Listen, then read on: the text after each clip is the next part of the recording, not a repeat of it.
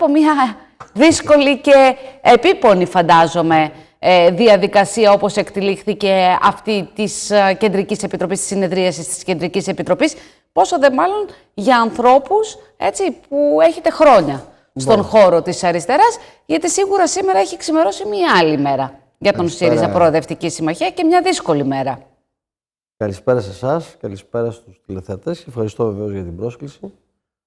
Είχαμε να τα πούμε καιρό. Είναι όλοι οι χωρισμοί, είτε μεταξύ ανθρώπων, είτε μεταξύ ζευγαριών, είτε μεταξύ συνεταίρων, είτε μεταξύ πολιτικών συντρόφων, είναι επώδυνοι και δύσκολοι. Τους έχω ξαναζήσει και το 1990 στο Κουκουέ Εσωτερικού, το 2010 που ήταν το 2000 μάλλον και το 2010 που ήταν πάρα πολύ άσχημα τα πράγματα τότε με τον συνασπισμό, και αργότερα που έφυγε η ομάδα του Λαφαζάνη, και δεν είναι καλά, δεν είναι καλές καταστάσεις και βεβαίως δεν μπορεί κανείς να είναι χαρούμενος, παρά μόνο αν θα είναι ανόητος, θα είναι τρόλ του διαδικτύου, ο οποίος πανηγυρίζει γιατί έφυγε η Γιώτα, ο Γιάννης, ο Πέτρος, ο Βασίλης κλπ. Το βαρύδι, το μίασμα και όλες αυτές οι φεδρότητες και ανοησίες του διαδικτύου με κάνουν να απορώ. Υπάρχουν προβλήματα στη χώρα τεράστια, τα οποία προβλήματα δεν επιλύονται από την κυβέρνηση Μητσοτάκη και χρειάζεται ισχυρή αντιπολίτευση.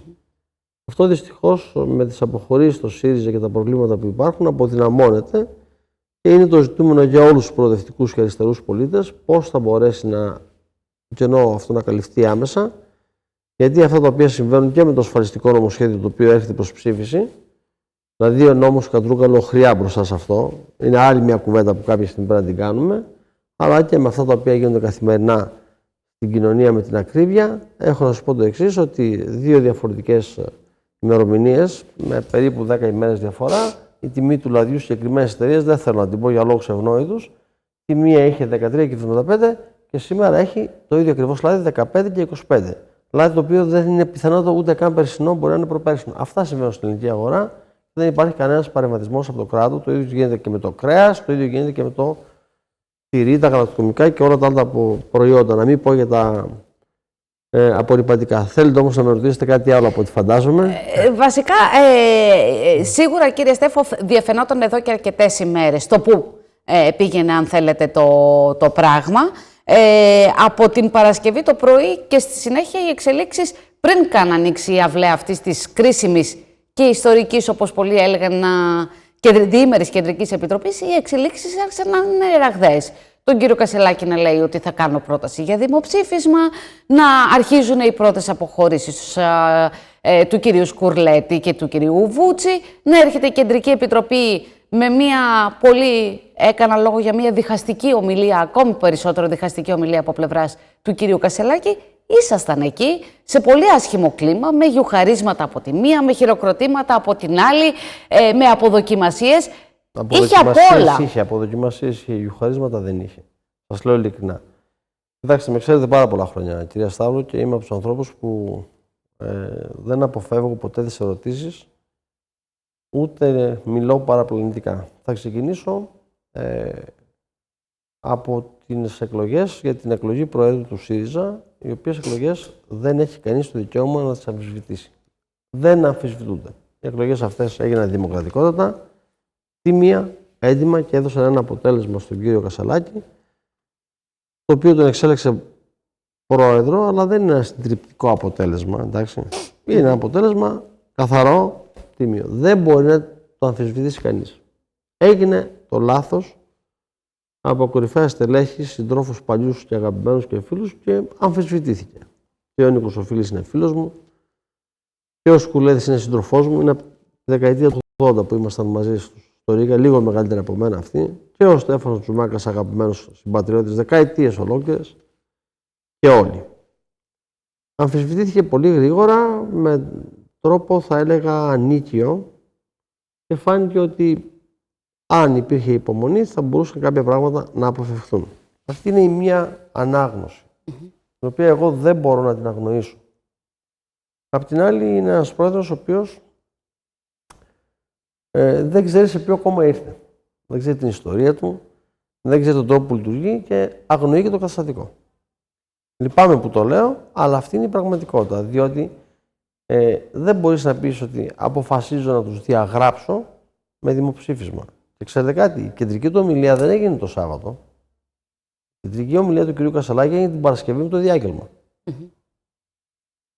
Είναι ένας τρόπος που ενδεχομένως του αρέσει, που αρέσει σε κάποιους άλλους οι οποίοι τον στηρίζουν με περισσότερο έτσι θέρμη από ό,τι ενδεχομένως εγώ ή κάποιοι άλλοι σύντροφοι. Ωστόσο όμως δεν είναι συνηθισμένος και εμένα με ξένησε. Η Κεντρική Επιτροπή είναι πολύ σημαντικό όργανο. Είναι το κυρίαρχο όργανο του ΣΥΡΙΖΑ Προοδευτική Συμμαχία. Σε αυτό το κόμμα είναι πρόεδρος ο κ. Κασσαλάκης. Επιχείρησε λοιπόν το Σάββατο να κάνει μια αρχική εμφάνιση. Όλοι οι αρχηγοί των κομμάτων, πλην του Αλέξη Τσίπρα, αυτού του υπέροχου ανθρώπου, αυτού του υπέροχου πολιτικού, δεν έχουν προχωρήσει ποτέ σε διαγραφές. Έχουν προχωρήσει σε διαγραφές. Αυτό επιχείρησε και αυτός. Συνηθίζεται, ξέρετε. Ο Ανδρέας Παπανδρέου διαγραφές είχε για πλάκα. Το είπε ο κύριος Κασσαλάκης. Είπε σε άλλο κόμμα θα είχαν φύγει αυτοί μέσα σε λίγες ώρες. Ναι, σε άλλα κόμματα είναι αλλιώς. Εδώ είναι αλλιώς. Ο Αλέξης Τσίπρας 16 χρόνια στο τιμόνι του ΣΥΡΙΖΑ δεν έκανε καμία διαγραφή. Και αυτό έναν άνθρωπο που παρέπεμψε, τον Παύλο τον Πολάκη, τον μάζεψε προεκλογικά. Γιατί ξεχνάμε στο ΣΥΡΙΖΑ. Γενικά ξεχνάμε στην πολιτική ή δεν γνωρίζουμε. Αποδεικνύεται λάθος αυτό για τον κύριο Πολάκη, κύριε Στέφο? Δεν αποδεικνύεται λάθος. Εγώ είμαι κατά των διαγραφών και στην προκειμένη περίπτωση αυτό το οποίο περίμενα από τον κύριο Κασσαλάκη είναι να έρθει εκεί. Έτσι κάνει ένας ο οποίος έχει χαρακτηριστικά ηγετικά, έχει εμπειρία. Ας μην πάμε στα βαριά για τα ηγετικά χαρακτηριστικά. Έχει εμπειρία να πει: κοιτάξτε, είμαι νέος στο κόμμα, έχω ένα μήνα. Δεν πρόλαβα να πω καλημέρα και με προβολείτε όλοι. Αντί να έρθετε να με βοηθήσετε, να μου πείτε τη γνώμη σας, να μου πείτε πώς γίνεται, να μου πείτε που κάνω λάθος. Εντάξει, να με συμβουλέψετε. Δεν είναι κακό ένας νέος αρχηγός, ο οποίος δεν έχει ιδέα από την ελληνική πολιτική σκηνή, να το συμβουλεύουν. Όχι εγώ. Είναι άλλοι, κοντά εκεί. Δεν το έκανε αυτό. Έφτιαξε μια ηγετική ομάδα, που απολύτω από 3-4 ανθρώπους, μάζεψε και 2-3-5 δημοσιογράφους γύρω του, οι οποίοι κάποιοι είναι και λογογράφοι, πήγε το στραγγαλίζουν καθημερινά. Κυριολεκτικά το στραγγαλίζουν. Με αποτέλεσμα την Κυριακή, μάλλον το Σάββατο πρωί εκεί, να έχουμε μια ομιλία η οποία ήταν κακή κατά τη γνώμη μου. Πολύ κακή. Ειλικρινής από την πλευρά του, αλλά δεν ήταν πολιτική ομιλία. Δεν έβαλε θέματα πολιτικά που έχουν σχέση με τη σημερινή κατάσταση της χώρας. Έτσι είναι ομιλία στην Κεντρική Επιτροπή. Ή και τα έβαλε πολύ επιγραμματικά και επιδερμικά, κύριε Στέφο. Δεν έβαλε θέματα τα οποία έχουν σχέση με το τι συμβαίνει στη γειτονιά μας, στη Γάζα, για παράδειγμα. Τα τάγκς είναι έξω από το νοσοκομείο απόψε. Είναι επίδειξη δύναμης, θα το ισοπεδώσουν. Δεν έβαλε θέματα τα οποία έχουν σχέση με την ακρίβεια. Σας είπα ένα παράδειγμα πριν και άλλα τέτοια. Και εξαπέλυσε μια επίθεση εναντίον του κόμματός του. Το χαρακτήρισε άρρωστο. Και εμένα μου θύμισε τον μεγάλο ασθενή με το γύψο και το δημοψήφισμα που θα έκανε ο Παπαδόπουλος. Διότι γνωρίζω πολύ καλή ιστορία. Δεν περιαυτολογώ, αλλά γνωρίζω. Όχι γιατί είμαι δάσκαλος, γιατί διάβαζα πάντα και διαβάζω ακόμη. Είναι τυχαίο. Δεν το έκανε επίτηδες, είναι τυχαίο, αλλά τι σκέφτηκε? Είναι άρρωστο το κόμμα. Δηλαδή, με ιατρικούς όρους θα μιλήσουμε πολιτικά. Και μιλάει για το αδιαμεσολάβητο. Δεν θέλω να σας πω τώρα ποιος μιλούσε αδιαμεσολάβητα με το λαό δεκαετία του 30 και 40. Όλα αυτά είναι σοβαρά ζητήματα. Και μιλάει για πεφτοφαλαγγίδες. Πέμπτοφαλαγγίδες. Σε ποιους τα λέει αυτά? Του Ζουμάκα που διώχθηκε. Και αυτό ήταν το ποτήρι του την εβδομάδα που διανύουμε, την εβδομάδα της εξέλιξης του Πολυτεχνείου, κουβέντα για το Πολυτεχνείο. Ακούστε, εμείς είμαστε αριστερό κόμμα. Ποιοι εσείς τώρα, κύριε Στέφο? Εμείς το ΣΥΡΙΖΑ. Γιατί θα πρέπει να ξαναμαζευτούμε, να συστηθούμε, μου φαίνεται. Εμείς το ΣΥΡΙΖΑ είμαστε αριστερό κόμμα. Μπορεί να μην αρέσουμε, μπορεί να έχουμε αντιπαρατεθεί σκληρά με τους πολιτικούς μας αντιπάλους, αλλά ως τέτοιους μας εκτιμούν. Εγώ δεν αντιλαμβάνομαι το ΣΥΡΙΖΑ διαφορετικά. Είναι ένα αριστερό κόμμα που μιλάει με το κέντρο. Παραμένει, θεωρείτε, κύριε Στέφο, μετά τις τελευταίες εξελίξεις, θεωρείτε ότι παραμένει ο ΣΥΡΙΖΑ αριστερό κόμμα αυτή τη στιγμή? Με βάση το καταστατικό του, παραμένει. Αν τώρα στο μυαλό του ο κ. Κασσαλάκης και κάποιοι από την ομάδα ή πάρα πολλά από τα στελέχη που τον στήριξαν σκέφτονται ότι θα αλλάξει το καταστατικό στο συνέδριο και όλα αυτά, είναι γι' αυτό. Μέσα στη μια διαδικασία προβλέπεται και το καταστατικό μας. τότε κάποιοι δεν θα χωράνε. Δηλαδή, κάποιοι σύντροφοι, τους οποίους εκτιμώ, συμπορευτήκαμε. Θα σας πω τι είπε. Λίγο πολύ είπε ότι δεν υπάρχει, δεν έγινε τίποτα, δεν υπήρχε ΣΥΡΙΖΑ ποτέ. Επικαλείται το όνομα του Τσίπρα μάταια. Το πετάει έτσι που και που. Είπε όμως ότι εγώ στον πρώτο όροφο βρήκα το γραφείο του Τσίπρα σε ένα άδειο όροφο. Τι εννοεί? Ότι εμείς 4-4,5 χρόνια που κρατήσαμε τη χώρα όρθια και τη βγάλαμε από τα μνημόνια, εμείς ήμασταν. Εμείς το ΣΥΡΙΖΑ, τα μέλη μας, οι φίλοι, οι οπαδοί, τα 2 εκατομμύρια που μας είχαν ψηφίσει, που σκορπίσανε, που φύγανε και εξαιτίας δικών μας λαθών. Αλλά εμείς ήμασταν αυτοί. Βγάλαμε τη χώρα από τα μνημόνια. Ψηφίσαμε αυτή τη συμφωνία των Πρεσπών. Κάποιοι την καθίβριζαν τώρα την τιμούν όλοι. Κρατήσαμε τα νοσοκομεία. Ψηφίσαμε νόμους εργατικούς που έχουν καταργηθεί σήμερα. Που δεν ζητάμε 10 ώρες εργασία. Αυτά είναι ζητήματα τα οποία πρέπει να τα ξέρει ένας πολιτικός που θέλει να είναι αρχηγός οποιοδήποτε κόμματος. Και ως εκ τούτου μπαίνουν ζητήματα. Έκανε επίθεση στο ίδιο το κόμμα. Μίλησε με μια ορολογία και μια γλώσσα για πουμαρό, κάτι τι άλλο είχε, δεν τα θυμάμαι κιόλα, τα οποία με ξενίζουν. Η δε πέμπτη φάλαγγα, αυτός ο οποίος το έγραψε προφανώς, δεν του εξήγησε και τι σημαίνει. Δηλαδή, τι είμαστε προδότες, είμαστε εμείς εκεί μέσα στο ΣΥΡΙΖΑ κάποιοι. Και εγώ διαφωνώ με όλα αυτά. Επικαλώ τον εαυτό μου. Και αν θέλετε, κύριε Στέφο, επικαλέστηκε. Γι' αυτό και αποχώρησα. Και επικαλέστηκε και τον κύριο Τσίπρα μέσα σε όλο αυτό, λέγοντας ότι φανταστείτε τι πέρναγε ο Αλέξης Τσίπρας ή δεν νιώθετε προδομένοι ή δεν θυμάμαι πώς ακριβώς το έθεσε, ότι επιχειρούσαν κάποιοι με δηλώσεις τους να κάνουν κακό στο κόμμα και ότι ο Τσίπρας έτρεχε για να συμμαζέψει τα σημάζευτα. Μια λοιπόν και το επιχείρησε και ο ίδιος να ερμηνεύσει τον Τσίπρα, εγώ θα σας πω το εξής. Από αυτό που είμαι σε θέση να γνωρίζω, με όση σημασία έχει για τους τηλεθεατές και για όλους εμάς, ο Τσίπρας δεν έχει καμία σχέση με όλο αυτό. Γιατί ακόμη και τώρα, κύριε Στέφο, είναι πολλοί αυτοί που θεωρούν ότι ο Στέφανος Κασσελάκης είναι στον ΣΥΡΙΖΑ αυτή τη στιγμή και πρόεδρος στον ΣΥΡΙΖΑ, γιατί γιατί τον έφερε ο Αλέξης Τσίπρας. Είναι ένα πολύ μεγάλο ψέμα. Είναι ένα τεράστιο ψέμα. Δεν ανακατεύτηκε ο Τσίπρας προς τιμήν του και μπράβο του.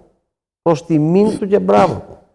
Όπως δεν ανακατεύτηκαν και άλλοι πολιτικοί αρχηγοί άλλων κομμάτων στα εσωκομματικά και αφήσαν να εξελιχθούν τα πράγματα. Ο Καραμαλής, ο Κωνσταντίνος Καραμαλής παλαιότερα, για εμάς που θυμόμαστε, αποχώρησε, πήγε στην Προεδρία της Δημοκρατίας, άφησε να εξελιχθεί το κόμμα του. Ο Παπανδρέου Γιώργος, ο Σαμαράς, όλοι αυτοί. Ο Έβερτ παλαιότερα, μόνο στην ιστορία της εκλογής του Έβερτ είχαν δημιουργηθεί παρατράγουδα σοβαρά. Θέλω να σας πω δηλαδή, ο καθένας δεν μπορεί να επικαλείται επιματέω τον Τσίπρα. Σας διαβεβαιώ προσωπικά αυτό το οποίο είναι στην αντίληψή μου και ειλικρινά σας λέω ότι έχω ατράνταχτα στοιχεία και μαρτυρίες από ανθρώπους ότι δεν συμβαίνει αυτό. Και μάλιστα μπορεί να έκανε κάποια παρέμβαση ενδεχομένως χθες και μάζεψε το δημοψήφισμα μέσω του Φλαμπουράρη και της Γεροβασίλη. Η ελληνική κοινωνία είτε είναι αριστερή είτε είναι δεξιά, σοβαροί άνθρωποι που αντιλαμβάνονται και είναι η μεγάλη πλειοψηφία του λαού μας, θέλει αντιπολίτευση.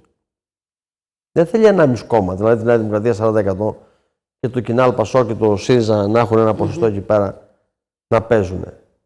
Έχουμε μεγάλη ευθύνη. Τα ποσοστά του ΣΥΡΙΖΑ από το 18% κατρακυλούν. Σας είπα εξ αρχής και δεν το λέω σε εσάς, το λέω και στους τηλεθεατές που προφανώς είναι και μερικές εκατοντάδες και χιλιάδες άνθρωποι απόψε μας ακούνε, ότι οι επιθέσεις που δέχτηκε ο Κασσελάκης εξ αρχής ήταν ανίκειες και ήταν λάθος. Γιατί μπορούσε να είναι κριτική, να υπάρχει πολιτική κριτική ή να υπάρχει συμβουλευτική κριτική. Για να ξεκαθαρίσω τη θέση μου. Χάθηκαν τα πολιτικά χαρακτηριστικά σε όλη αυτή τη διαδικασία, κύριε Στέφο, από όλες τις πλευρές. Ξέρουν όλοι ότι δεν τον εψήφισαν τον άνθρωπο. Βέβαια, και ήσασταν από αυτός, αν θέλετε, από αρχή που είπα γιατί δεν ψηφίζω. Και σταμάτησα εκεί με μια ανάρτηση την οποία την κατέβασα γιατί ήμουν υποψήφιος περιφερειάρχης. Ναι, και κάποιοι ζητούσαν ακόμη και να καθαρέσουν την υποψηφιότητα. Ας ζητούσαν κάποιοι εδώ στα Γιάννενα που είναι με τον Κασσελάκη δεν θέλανε να κάνουν υποψήφιος. Διότι έχουν λόγους που δεν θέλανε. Δυστυχώς δεν τους πέρασε. Αλλά δεν συζητάμε αυτά. Εμένα με πονάει ο ΣΥΡΙΖΑ. Άρα δεν θα σας ρωτήσω αν νιώθετε δικαιωμένος. Όχι, από πού, από το αποτέλεσμα. Ναι. Όχι δικαίωμα. Άκουσα να σου πω κάτι. Το αποτέλεσμα θα μπορούσε να είναι καλύτερο. Υπήρξαν άνθρωποι, πάρα πολλοί άνθρωποι του ΣΥΡΙΖΑ, οι οποίοι μπήκαν σε άλλα ψηφοδέλτια. Όχι, όχι δικαιωμένους για το αποτέλεσμα στις εκλογές. Αν νιώθετε με βάση τα όσα είχατε αναφέρει για τους λόγους που δεν στηρίζετε τον κύριο Κασελάκη, εκ του αποτελέσματος, αν θεωρείτε τελικά ότι είναι μια δικαίωση αυτό. Θα ήθελα να είχα διαψευστεί. Θέλω να είναι ισχυρό ΣΥΡΙΖΑ. Σας λέω ότι τίποτα από όλα αυτά που ακούγονται ότι είναι από τους Αμερικανούς, ότι είναι βαλτός, ότι είναι από εδώ, δεν τα πιστεύω. Ήρθε ο άνθρωπος, ήταν υποψήφιος της επικρατείας, είναι ένα λαμπερό πρόσωπο, ξέρετε, εντάξει. Μετράει αυτό στην κοινωνία. Μετράει, ρε παιδί, τι να κάνουμε τώρα. Αλλά δεν θέλεις, στην πολιτική δεν φτάνουν τα λαμπερά πρόσωπα. Να σου πω ένα πρόσωπο της αριστεράς που δεν ήταν λαμπερό, αλλά το θυμούνται όλοι οι νεότεροι. Εγώ δεν τον πρόλαβα, όχι τόσο πολύ. Ο Ηλίου. Χοντρός, φαλακρός κλπ. Αλλά ο άνθρωπος είχε πολιτική σκέψη. Ο Κύρκος. Κύριε Στέφο, θα μπορούσαμε να το αποφύγουμε αυτό αν υπήρχαν κάποιες δικλείδες ασφαλείας κατά τη διάρκεια των υποψηφιωτήτων, για παράδειγμα. Όχι, ενώ πριν. Αυτό το ψήφισα να ψηφίζουμε από την βάση. Ή αν θέλετε να είχε προηγηθεί το συνέδριο των εκλογών. Γίνανε πολλά λάθη. Δεν ξέρω αν θα μπορούσαμε να το αποφύγουμε αυτό, αν είχε γίνει το συνέδριο. Αυτό το οποίο έγινε είναι ότι εφαρμόστηκε. Ναι, αλλά θα είχατε ακούσει ως μέλη, επιτρέψτε μου κύριε Στέφο, θα είχατε ακούσει ως μέλη του ΣΥΡΙΖΑ, αν θέλετε, καλύτερα τις πολιτικές θέσεις όλων των υποψηφίων. Δεν νομίζω ότι ακούστηκε. Δηλαδή, στην περίπτωση του κυρίου Κασελάκη, περισσότερο και με μία ευθύνη, αν θέλετε, και ημών, με ήττα, έτσι, των μέσων μαζικής ενημέρωσης, περισσότερο έπαιξε το lifestyle και το προφίλ του κυρίου Κασελάκη παρά οι πολιτικές του θέσεις. Υπήρξε μία κόπωση από το αποτέλεσμα στο εκλογικό σώμα. Και μέσα εκεί προσθέτω και τους συντρόφους και τις συντρόφισσες που ψήφισαν. Δεύτερον, πέρασε πάρα πολύ αντίληψη ότι εγώ μπορώ να νικήσω το Μητσοτάκη. Ακούστε να σας πω κάτι. Έγιναν πολλά λάθη στο πώς αντιπολιτεύτηκε ο ΣΥΡΙΖΑ το Μητσοτάκη. Πάρα πολλά λάθη. Που έχουν σχέση με την προσωπική ζωή του, με εκείνο το Μητσοτάκη μπιπ, όλες αυτές οι αθλιότητες και ανοησίες που δεν ήταν του ΣΥΡΙΖΑ. Δεν τα υιοθέτησε ο ΣΥΡΙΖΑ. Τόσο όμως φαίνονταν στην κοινωνία ότι εντάξει, έχουμε ανοχή. Επί του Τσίπρα έγιναν χειρότερες αθλιότητες. Αλλά περνούσαν στην κοινωνία, δούλευαν από κάτω. Λοιπόν, τώρα με το Κασελάκη ήρθε ο άνθρωπος του επικρατείας. Μπήκε στο think tank, είναι επικοινωνιακός, είναι ένας ζεστός άνθρωπος. Δηλαδή, εγώ θεωρώ ότι σε προσωπικό επίπεδο μπορεί να είναι και εξαιρετικός. Δεν τον ξέρω καθόλου. Καθόλου δεν τον ξέρω. Από εκεί και πέρα όμως, δεν θέλουμε έναν φίλο, έναν κουμπάρο, έναν γαμπρό. Δεν θέλουμε. Θέλουμε πολιτικό αρχηγό. Αυτά τα χαρακτηριστικά. Αν κρίνω από την Κεντρική Επιτροπή που τον είδα να μιλάει και τον άκουσα και από αυτό το οποίο προηγήθηκε την Παρασκευή. Λείπουν αυτά τα χαρακτηριστικά. Από την Παρασκευή, συγγνώμη, για αρχηγός αριστερού κόμματος δεν τα έχει. Και πόσο δε μάλλον όταν υπήρχε ένας Αλέξης Τσίπρας, ναι, ο οποίος είχε ηγετικά χαρακτηριστικά, κύριε Στέφο, οπότε είναι λογικό να. Μου θυμίζει μερικές φορές μια έτσι εναλλακτική δεξιά. Θα φέρω από το ΜΙΔ, θα φέρω από το Κέμπριτζ, θα φέρω από εκεί. Ναι, ωραία, εντάξει. Έχει η Ελλάδα πολιτικό προσωπικό και επιστήμονες, δεν θέλει μόνο τεχνοκράτες. Είναι πολιτικά τα ζητήματα. Το τι θα κάνεις με τις συντάξεις είναι πολιτικό ζήτημα. Τι θα κάνεις με την παιδεία αν είναι δημόσια ιδιωτική ή την υγεία αν είναι δημόσια ιδιωτική είναι πολιτικό ζήτημα. Το τι θα κάνεις με το ωράριο των εργαζομένων, αν θα είναι 10 ώρες και θα παίρνουν διάφορα ή θα πληρώνονται και πόσο θα ξεκουράζονται, είναι πολιτικό ζήτημα. Όπως πολιτικό ζήτημα είναι να θες τετραήμερη εργασία, εναλλακτικά, να το δοκιμάσεις. Το ίδιο συμβαίνει τι θα κάνεις με τα εθνικά θέματα, αν θες ιδιωτικό στρατό ή όχι. Βέβαια, μαζεύτηκαν κάποια στιγμή όλα αυτά, αλλά όταν υπάρχουν στο μυαλό κάποιοι, υπάρχουν. Εμείς, κυρία Σταύρου, στο ΣΥΡΙΖΑ, με τα προβλήματά μας συζητούσαμε. Δεν ήταν πάντα ιδανικά τα πράγματα. Και φτάσαμε να έχουμε την πρώτη αποχώρηση 45 μελών της Κεντρικής Επιτροπής. Γιατί από εδώ και πέρα είναι το ζητούμενο, κύριε Στέφο, το τι θα γίνει. Βγήκαν 135 και παρατήθηκαν κι άλλοι στην πορεία. Από εδώ και πέρα δεν μπορώ να ξέρω τι θα γίνει. Εγώ θα ήθελα αυτός ο ΣΥΡΙΖΑ να μπορούσε να είναι ενιαίος, να μπορούσε να έχει βρει το βηματισμό του και να βαράνε όλα τα σφυριά εναντίον της κυβέρνησης της Νέας Δημοκρατίας και του κ. Μητσοτάκη.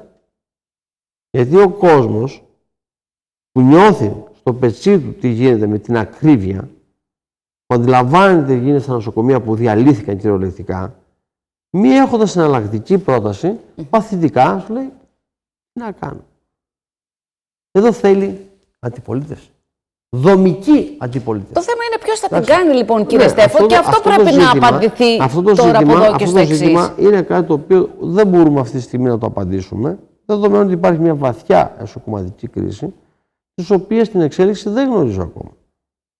Εκτιμάτε ότι πέρα από τον κύριο Τσακαλώτο και τα ακόμη 44 στελέχη της Ομπρέλα, θεωρείτε, γιατί αυτό δεν διεφάνει τουλάχιστον, μπορεί να υπήρξε για παράδειγμα από πλευράς της ομάδας της κυρίας Αχτσιόγλου μια πολύ σκληρή ανακοίνωση, ένα πολύ σκληρό κείμενο. Ωστόσο δεν δίνει την αίσθηση ότι τώρα θα υπάρξει άμεσα αποχώρηση. Οι δημοσιογράφοι το χαρακτηρίζεται σκληρό, το είδα, το διάβασα, αλλά για μένα που εν πάση περιπτώσει. Ήταν ήπιο. Όχι, ήταν ένα κείμενο πολιτικό. Ένα κείμενο, έτσι πρέπει να είναι τα κείμενα μεταξύ συντρόφων. Έτσι πρέπει να είναι. Στο παρελθόν είχαμε και άλλα κείμενα, εντάξει. Υπήρξαν και σκληρότερα κείμενα επί Τσίπρα από την ομάδα του Τσακαλώτου. Αλλά τι γινόταν με τον Τσίπρα. Ο Τσίπρας είχε την ικανότητα να τα διαχειριστεί. Να τα κοντρολάρει. Να τα συνθέτει. Να ακούει, να υποχωρεί εκεί που πρέπει. Εδώ ήρθε, χτύπησε το χέρι στο τραπέζι, ήταν προσβλητικός. Εγώ αισθάνθηκα να προσβάλλομαι.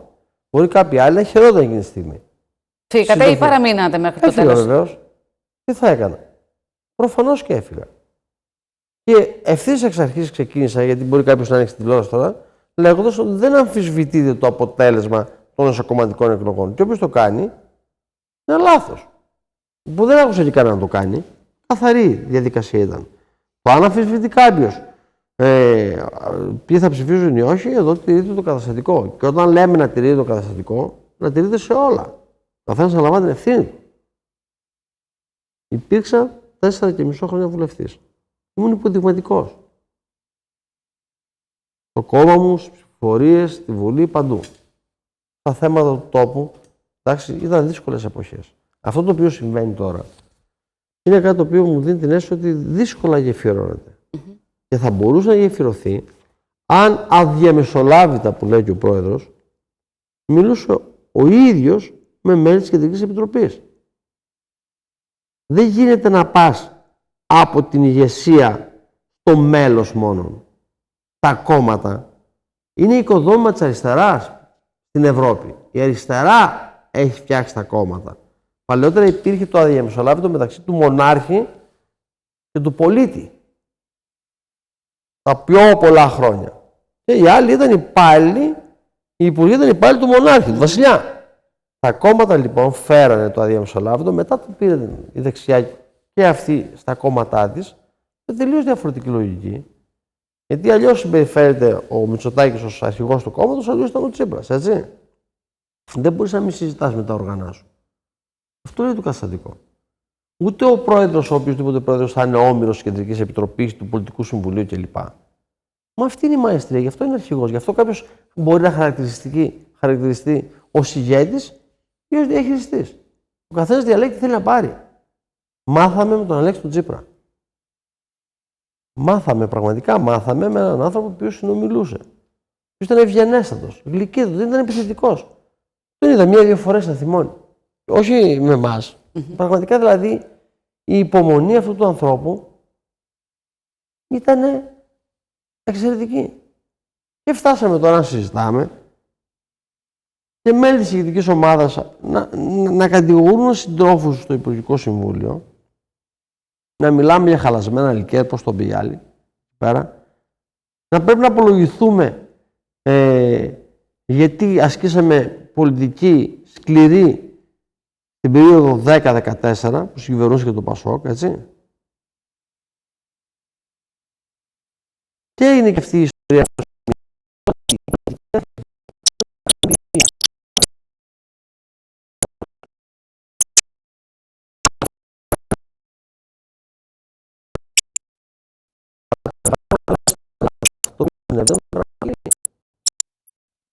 Ξέρετε γιατί θα πει η χώρα. Γιατί βρέθηκε πρωτογενές ετήσιο πλεόνασμα. 24 δισεκατομμύρια ήταν το πρωτογενές πλεόνασμα του 2009 που μας οδήγησε στη χρεοκοπία και τα μνημόνια. τη στιγμή που η μισθή και στη χώρα η μισθή δεν είναι 22 δισεκατομμύρια. Δηλαδή, ακόμα και να πεις ότι εγώ για ένα χρόνο δεν θα πληρώσω καθόλου αυτούς, πάλι θα είχαμε χρέος. Όλα αυτά πρέπει να τα γνωρίζουμε. Δεν λες θα πάω στην εκδήλωση του Σιμίτη και δεν εμφανίζεσαι. Λες από την αρχή δεν πάω. Δεν θεωρώ ότι πρέπει να τιμάται ένας εν ζωή πρώην πρωθυπουργός. Λες κάτι. Θέλω να σας πω ότι όλα αυτά έχουν σχέση με τη γνώση των πραγμάτων. Γίναν λάθη εξ αρχής. Όχι με το πόσο έγινε η ψηφοφορία. Η ψηφοφορία είναι κατοχυρωμένη καταστατικά. Δεν έχει δικαίωμα κανείς να μιλάει για ψηφοφόρους του Διεύρου, για συντρόφους οι οποίοι πήγαν και ψήφισαν, ήρθαν. Δηλαδή, του ζητάς την ψήφο, του ζητάς να έρθουν να ψηφίσουν τις εκλογές, να σε ψηφίσουν προσωπικά. Και όταν έρχονται να ψηφίσουν για αρχηγό, τους λες: α, δεν μας αρέσει. Δεν γίνεται έτσι. Απ' την άλλη, θα πρέπει να ξέρουμε ότι ο πολιτικός αρχηγός απολογείται απευθείας στον πολίτη ή στο κομματικό του μέλος. Είναι η κοινωνία ολόκληρη. Δεν υπάρχει αδιαμεσολάβητο. Είπα πριν και άφησα υπενιγμό, το αδιαμεσολάβητο είναι σε άλλα καθεστώτα, τα οποία δεν έχουν καμία σχέση με την αριστερά. Όπως επίσης ότι ο οργανισμός είναι ασθενής. Και το δημοψήφισμα δεν το χρησιμοποιείς ως απειλή. Και να σας πω κάτι άλλο, και πώς δεν κάνεις δημοψήφισμα και εμφανίζονται 30.000. Τι θα πεις? Θέλω να σας πω ότι όλα αυτά είναι συμβουλές οι οποίες πρέπει να τις επεξεργάζεστε. Είναι αυτό που είπατε νωρίτερα, μάλλον δεν το συμβουλεύουν σωστά. Έχετε την εντύπωση ότι ο κύριος Τσίπρας. Νομίζω όμως ότι εμένει. Μπορεί να έκανε ένα βήμα πίσω ό,τι αφορά το δημοψήφισμα. Εμένει όμως. Κάλεσε την Επιτροπή Δεοντολογίας μέχρι την Παρασκευή να αποφασίσει. Διαφορετικά λέει θα επικαλεστεί το 15%. Η Επιτροπή Δεοντολογίας κάνει τη δουλειά της. Κάλεσε το γραφείο τύπου να δώσει τα δημοσιεύματα. Αυτή είναι η δουλειά της, τα οποία συνιστούν το αδίκημα που μπορεί να τους διαγράψει. Ο κ. Κουτσακάς έχει μια εξαιρετική τοποθέτηση. Ο Κουτσακάς δεν είναι ό,τι να είναι. Εντάξει. Είναι ένας έλεγχος για το ΣΥΡΙΖΑ πάρα πολύ σημαντικό. Μας περιπτώσει αυτό το οποίο. Τι βλέπετε, βλέπετε και άλλες αποχωρήσεις. Βλέπετε ότι η ομπρέλα τα 45 στελέχη ήταν. Συν όσους προηγήθηκαν, είναι μόνο η αρχή. Εγώ με την ομπρέλα και την ομάδα των 53 στο ΣΥΡΙΖΑ ήμασταν σύντροφοι. Δεν είχα όμως ποτέ καμία σχέση. Ούτε με στήριξαν και ποτέ. Ενώ δηλαδή σε τοπικό επίπεδο. Μα δεν το λέω με κακία. Ούτε με πικρία το λέω. Ήξερα πώς παίζει το παιχνίδι των τάσεων. Το ήξερα. Ωστόσο όμως είναι συντροφή μου. Και πραγματικά με πονάει πάρα πολύ που αποχωρούν. Όπως με πονάει αυτό το οποίο γίνεται στο διαδίκτυο με ένα σκασμό τρόλ, βρώμο τρόλ, τα οποία δίνουν γραμμές σε άλλους ανίδιους και τα παίρνουν και τα αναπαράγουν και τα επικολλούν στα προφίλ τους. Χωρίς να υπάρχει πρωτογενή σκέψη. Χωρίς να υπάρχει επεξεργασία. Γιατί γίνεται έτσι? Μια ανθρωποφαγία δικαιολόγητη. Η αριστερά την έχει ξαναζήσει. Έχει γίνει άρρωστο λίγο το κλίμα, κυρία Στέφου. Την έχει ξαναζήσει. Εδώ κολλάει το άρρωστο. Εντάξει, όχι. Το άρρωστο, το κλίμα έχει γίνει, θα έλεγα ότι το κλίμα είναι πάρα πολύ έτσι πληγωμένο. Είναι σαν να έχεις ένα δέντρο και να του βγάζεις το φλοιό γύρω-γύρω. Θα ξεραθεί. Δεν γίνεται να βγάζουμε τα μάτια μεταξύ μας. Πρέπει να είμαστε προσεκτικοί. Πόσα χρόνια με ξέρετε, κυρία Σταύρο? Πολλά. Θυμάστε ποτέ να έχω στραφεί εναντίον συντρόφου μου?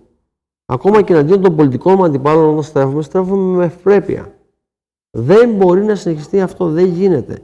Και εδώ είναι η ευθύνη του πολιτικού αρχηγού. Αν θέλει κάποιος να είναι ηγέτης, πρέπει να το αποδεικνύει. Πρέπει να το αποδεικνύει. Γίνανε απανοτά λάθη. Εμένα πιο πολύ δεν με ενόχλησε αυτό το οποίο έγινε το Σάββατο, που ήταν και αυτό ενοχλητικό, σας είπα τι ακριβώς. Την Παρασκευή με ενόχλησε. Με το διάκριμα. Ακούστε, εδώ είναι μια ευρωπαϊκή χώρα. Μπορεί σε μερικούς όλα αυτά να φαίνονται υπέροχα ή μπορεί να φαίνονται λίγο εκδικητικά. Κάποιοι αισθανόνταν στο ΣΥΡΙΖΑ μέσα παραμελημένοι. Στην άκρη. Πιθανόν από το πώς λειτουργούσαν οι οργανώσεις. Προσωπικά, σε ό,τι με αφορά, ποτέ δεν έκανα κάποιο μέλος του ΣΥΡΙΖΑ νέους ερχόμενο να αισθανθεί έτσι. Σεβασμό έχει και σεβασμό έχω. Ανεξάρτητα αν με στηρίζαν ή δεν με στηρίζαν, σύντροφοί μου ήταν. Αλλήμωνο αν σε ψηφίζουν όλοι. Μαζί δίναμε τους αγώνες. Και ειλικρινά, για μια ακόμα φορά θέλω να ευχαριστήσω αυτούς που πραγματικά δώσαμε έναν πολύ δύσκολο αγώνα, σύντομο βεβαίως, αλλά πολύ δύσκολο, στην τοπική αυτοδιοίκηση. Δεν ήταν όλοι παρόντες κιόλας. Απήχαν. Μερικοί πολεμήσαν, θα τα πούμε. Είναι ευθέτω χρόνο, μετά τα Χριστούγεννα. Θα τα πούμε αυτά. Όχι απλώς πολεμήσαν, υπονόμευσαν την παρουσία του ΣΥΡΙΖΑ στα Γιάννενα. Εδώ όμως τα θέματα είναι ότι η χώρα δεν πάει καλά. Καθόλου καλά. Αισθάνεται ασφαλέστατη την κυβέρνηση Μητσοτάκη γιατί δεν έχει αντιπολίτευση. Ούτε ασκείται σοβαρή αντιπολίτευση σε αυτά άλλα κόμματα. Εντάξει. Ασκείται, αλλά δεν φτάνει, δεν ακούγεται. Δεν γίνεται ντόρος. Και σας είπα πριν ότι το ζήτημα της ακρίβειας έχει ξεφύγει εντελώς. Το ζήτημα της ασφάλειας στην περιοχή φαίνεται να είναι σε δεύτερη μοίρα για την κυβέρνηση Μητσοτάκη. Τα εθνικά θέματα έχουν πρόβλημα.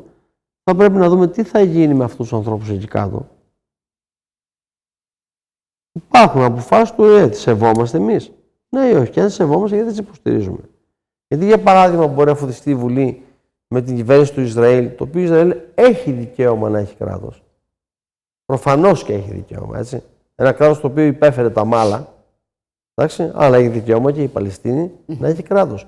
Και να μην έχουν στιβαγμένους 2 εκατομμύρια ανθρώπους σε μια σπιθαμή γης, με 50% ανεργία, που τρέφονται από την ελεημοσύνη της Ευρωπαϊκής Ένωσης, που αναγκάζονται να πηγαίνουν μετανάστες στο Ισραήλ δίπλα, σε δεύτερες, τρίτες και τέταρτες δουλειές.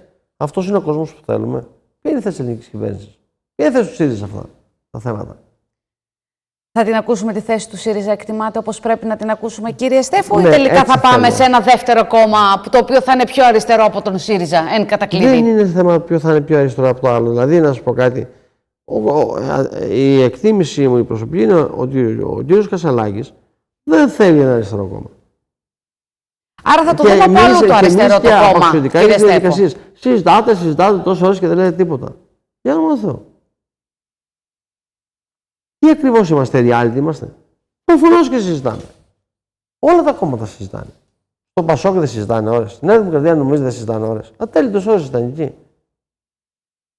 Θέλω να σας πω ότι τα κόμματα είναι πυλώνας της δημοκρατίας. Πυλώνας της δημοκρατίας. Φανταστείτε μια χώρα, μια δημοκρατία που δεν έχει κόμματα. Πώς θα λειτουργούσε η δημοκρατία, για πείτε μου εσείς? Πώς? Αδιαμεσολάβητα? Βάζουμε έναν βασιλιά πάνω και όλα είναι εντάξει? Μα δεν είναι δημοκρατία αυτό. Είναι άλλο πολίτευμα.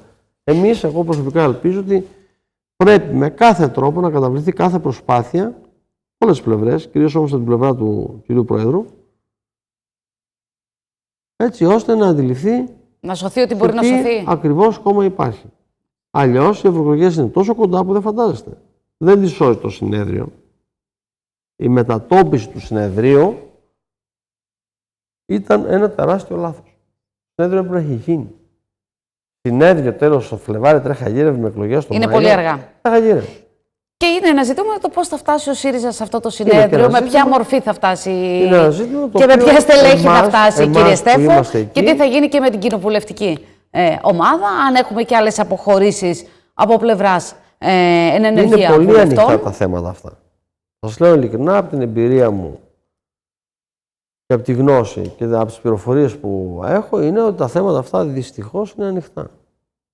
Αλλά μπορεί να έγινε η αρχή με ατυχέστατες δηλώσεις σε βάρος του Προέδρου, άμα τη εμφάνισή του, εντάξει, αλλά μετά όλο αυτό πήρε την μορφή μιας κόντρας, εντάξει, η οποία βεβαίως οδηγεί σε διαλυτικά φαινόμενα. Προσωπικά... Ο Γιάννης Στέφος τι θα κάνει? Ο Γιάννης Στέφος, τι να σας πω εγώ. Είναι κάτι περιμένω, είμαι από τους ανθρώπους που θέλω να συμβάλλω στην, όσο μπορώ στο να τα πράγματα αυτά να εξομαλυνθούν. Δεν βλέπω όμως, δηλαδή και η Παρασκευή, αυτό το περίφημο διάκλημα το οποίο ήταν αχρίαστο, τελείως αχρίαστο, τελείως.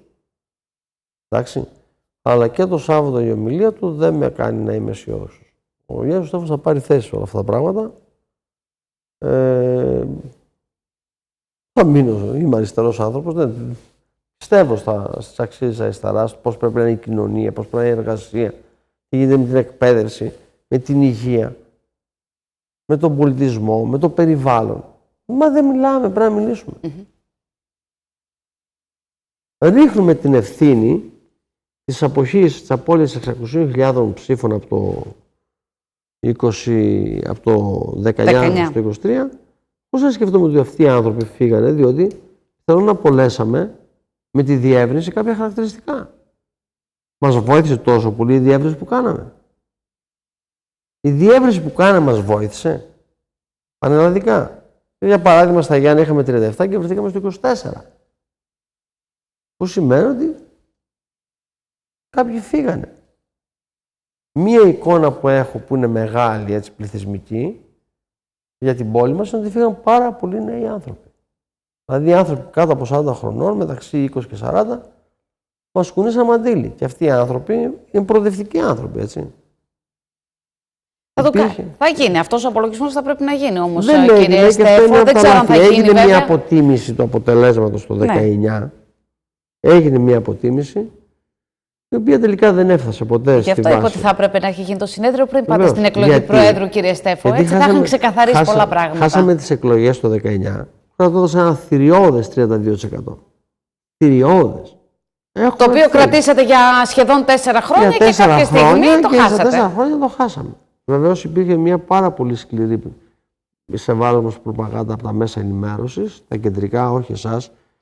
Πολλές φορές σας έχω ευχαριστήσει, όχι μόνο το δικό σας κανάλι, αλλά και τους συναδέλφους σας στα Ιωάννα, οι οποίοι είστε πραγματικά φιλόξενοι και αμερόληπτοι, σε πολύ μεγάλο βαθμό. Αλλά εμείς το χάσαμε το παιχνίδι. Η διεύρυνση έγινε, την υποστηρίξαμε. Εδώ τους καλοδεχτήκαμε παντού. Υπήρξαν υποψήφοι βουλευτές από τη διεύρυνση. Τα Γιάννα 3. 7 ή 3. Θέλω να σας πω, δεν είχαμε όμως τα αποτέλεσματα τα οποία προσδοκούσαμε όλοι να έχουμε. Δεν φταίνε οι άνθρωποι απαραίτητα. Φταίνε ότι δεν περάσει το μήνυμα στην κοινωνία, δεν έφτασε στη βάση. Δεν είναι ζητήματα να συζητήσουμε. Τόσο, ο Γιάννης ο Στέφος, επειδή εγώ θα μείνω με τις αριστερές μου ιδέες, εντάξει. Αλλά δεν έχετε αποφασίσει αν θα μείνετε στο ΣΥΡΙΖΑ. Όχι αυτό, δεν θα είναι κάτι που θα το κάνω. Είναι μια διαδικασία η οποία αυτή τη στιγμή είναι διάφορες. Κάτι περιμένετε προφανώς για να πάρετε τις τελικές σας αποφάσεις. Εγώ ακόμα πιστεύω ότι η ηγεσία του ΣΥΡΙΖΑ, ο πρόεδρος βασικά, όχι η ηγετική ομάδα, δεν περιμένω τίποτα από τον Πολάκη. Εντάξει. Δεν περιμένω τίποτα από τον Πολάκη. Ο Πολάκης προεκλογικά έλεγε στον κόσμο ότι είναι 5 μονάδες μπροστά ο ΣΥΡΙΖΑ και στα Χανιά 10. Πανελλαδικά ήταν 20 ο Μητσοτάκης, στα Χανιά 22. Για να ξέρουμε τι λέμε καμιά φορά, γιατί να ξέρουμε να έχουμε ένα μέτρο, έτσι. Έντιμος, πεντακάθαρος άνθρωπος. Πεντακάθαρος. Αλλά δεν κερδίζονται εκλογές μόνο με το να είσαι πεντακάθαρος και ενθουσιώδης. Θέλει άλλες στρατηγικές. Θέλει άλλες συμπεριφορές. Δεν κατηγορώ. Εντάξει, λέω τη γνώμη μου. Δηλαδή κάνω ενδεχομένως μια δημόσια αυτοκριτική. Όλοι έχουμε ευθύνες. Είχαμε προετοιμαστεί για τις αυτοδιοικητικές εκλογές. Όχι. Όχι, και αυτό το έχουμε συζητήσει. Χάθηκε πολύ λίγος χρόνος. Και θα χαθεί και άλλος χρόνος αν Δηλαδή, πάνε έτσι τα πράγματα, κύριε Στέφο, για τις επόμενες. Οι υποψήφοι του ΣΥΡΙΖΑ στα ψηφοδέλτια τα δημοτικά, δεν έχω τίποτα με τις παρατάξεις που ενισχύσαμε, τον κύριο Μπέκα και τον κύριο Παπαγεωργίου, διατηρώ εξαιρετικές σχέσεις με τον Θωμά και φιλικές 40 χρόνια. 2 εκλέχθηκαν από το ΣΥΡΙΖΑ. 2. Που σημαίνει ότι κάτι δεν κάνουμε καλά. Σωστά. Και εδώ στα Γιάννα, σαν Ομαρχιακή Επιτροπή που είμαι, κάτι δεν κάνουμε καλά. Όλα αυτά είναι ζητήματα που πρέπει να συζητηθούν στο ΣΥΡΙΖΑ. Δεν ξέρω αν είναι αργά, ειλικρινά σας λέω δεν ξέρω. Θέλω πάρα πολύ να τελειώσει. Θα ήθελα να μην γίνει ποτέ αυτό. Είναι σαν ένα που ζω. Θα ήθελα να μην γίνει. Αλλά βλέπω ένα κανιβαλισμό από ανθρώπους που δεν έχουν καμία σχέση με το ΣΥΡΙΖΑ. Ήταν περαστικοί, ήταν απ' έξω. Δεν έρχονταν πουθενά. Που παίρνουν το πληκτρολόγιο και γράφουν ό,τι θέλουν. Και δεν τρέπονται κιόλας καθόλου. Κανιβαλισμός, εντάξει. Απίστευτος κανιβαλισμός από ανθρώπους, σας λέω δεν είναι μέλη, ανθρώπους που λένε ότι είναι ΣΥΡΙΖΑ. Ακόμα και αυτό θέλει διαχείριση. Θέλω να σας ευχαριστήσω πάρα πολύ, κύριε Στέφο. Εδώ θα είμαστε. Θα παρακολουθούμε το πώς θα εξελιχθούν τα πράγματα και θα τα ξαναπούμε. Να είστε καλά. Καλό σας βράδυ. Εσείς, ευχαριστώ πολύ. Και εμείς να συνεχίσουμε.